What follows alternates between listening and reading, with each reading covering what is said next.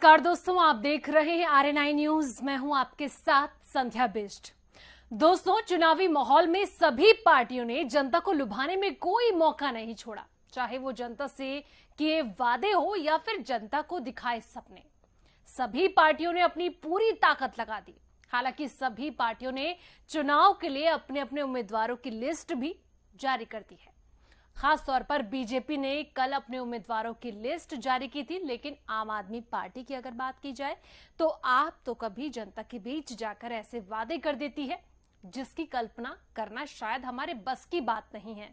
आपको याद होगा कि कुछ दिन पहले केजरीवाल ने गुजरात में अपना सीएम चेहरे की घोषणा की थी। यानी कि गुजरात चुनाव में जब उन्होंने उम्मीदवार की घोषणा की थी कि सीएम चेहरा कौन होगा, और पूर्व पत्रकार ईसूदान गढ़वी को मैदान में उन्होंने उतारा है।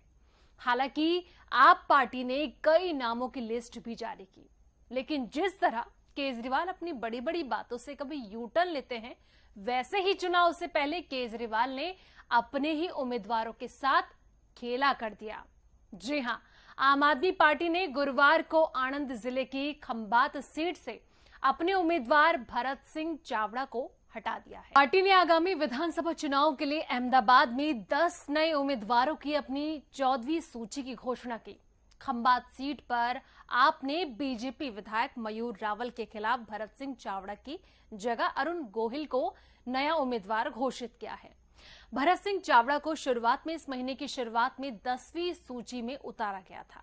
यह 5वीं बार है जब पार्टी एक सप्ताह के अंतराल में किसी उम्मीदवार की जगह ले रही है।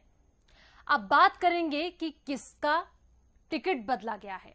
तो दोस्तों, 8 नवंबर को गांधीनगर की दाहेगाम सीट से आप उम्मीदवार युवराज सिंह जडेजा को हटा दिया गया था, जबकि उनके स्थान पर एक अन्य उम्मीदवार सुहाग पांचाल की घोषणा की गई थी। साथ ही बुधवार को जारी अपने उम्मीदवारों की 13वीं सूची में आपने 3 उम्मीदवारों को हटा दिया था। अहमदाबाद की अमरावाड़ी सीट से वकील भरत पटेल की जगह विनय गुप्ता ने ले ली। वहीं वडोदरा की मांजलपुर सीट से विरल पांचाल की जगह विनय चौहान ने ले ली थी। लेकिन केजरीवाल साहब जिस तरह से अपने अपने उम्मीदवारों को लगातार बदल रहे हैं, वही एक वक्त था जब केजरीवाल कहते थे कि आपका कोई उम्मीदवार दल बदल नहीं करेगा। और ये बात है गोवा विधानसभा चुनाव की, जहां आपके सभी 40 उम्मीदवारों से हलफनामे पर बकायदा हस्ताक्षर कर दल बदल नहीं करने का वादा करवाया गया था। और ये वादा किसने करवाया था? ये वादा करवाया था दिल्ली के मुख्यमंत्री अरविंद केजरीवाल ने। साथ ही किसी तरह के भ्रष्टाचार में शामिल नहीं होने का उन्होंने भरोसा भी दिलाया था। इस मौके पर पार्टी संयोजक व दिल्ली के मुख्यमंत्री अरविंद केजरीवाल ने कहा था कि हलफनामे के मुताबिक पार्टी का कोई भी उम्मीदवार भविष्य में दल बदल नहीं करेगा। अरे साहब, अगर उस वक्त आपने ये बड़ी बात कही थी कि कोई भी उम्मीदवार दल बदल नहीं करेगा, तो अब गुजरात चुनाव में आपको क्या हो गया है? आप तो खुद ही उनको दल बदल कर रहे हैं, जहां पर उनसे हलफनामा लिखवा कर हस्ताक्षर करवाते हैं। वहीं दूसरी तरफ अब आप इस तरीके की रणनीति अपनाते हैं, तो इसको क्या कहा जाए? उन्होंने उस वक्त कहा था कि गोवा की राजनीति के साथ सबसे बड़ी समस्या लगातार दल बदल की रही है। उनकी पार्टी चुनाव से पहले ही इस समस्या को खत्म कर देना चाहती है। इस दौरान पार्टी के सभी 40 उम्मीदवार भी अपने हलफनामों के साथ मौजूद रहे। केजरीवाल ने कहा कि उनकी पार्टी के उम्मीदवारों ने हलफनामे के माध्यम से यह वचन भी दिया था कि वे किसी भी तरह के भ्रष्ट आचरण में शामिल नहीं होंगे। हलफनामा इसलिए भी महत्वपूर्ण है क्योंकि आपके किसी भी उम्मीदवार द्वारा इसका उल्लंघन करना कानूनी तौर पर विश्वासघात होगा। तो मतलब उस वक्त आप जो अपने उम्मीदवारों से हस्ताक्षर करवा रहे थे कि वो दल बदल ना बने, आज फिर ये सब क्यों कि अपने ही नेताओं को आप पहले टिकट देते हैं, फिर उनके बाद उनको हटाकर किसी और को टिकट दे देते हैं। तो ये विश्वासघात नहीं उन उम्मीदवारों के साथ, तो फिर क्या है? अब ये बात तो बेहतर तरीके से केजरीवाल साहब ही बता पाएंगे।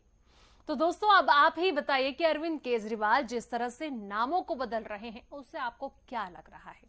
कहीं ये तो नहीं कि केजरीवाल के अंदर अभी से ही जो डर है वो उन्हें सताने लग गया है? कहीं केजरीवाल जहां कांग्रेस के लिए बोल रही थी कि कांग्रेस को कौन गंभीरता से लेता है, गुजरात के लोगों को बदलाव की जरूरत है और अगर लोग बदलाव नहीं चाहते हैं तो हमें कोई जगह नहीं मिलती।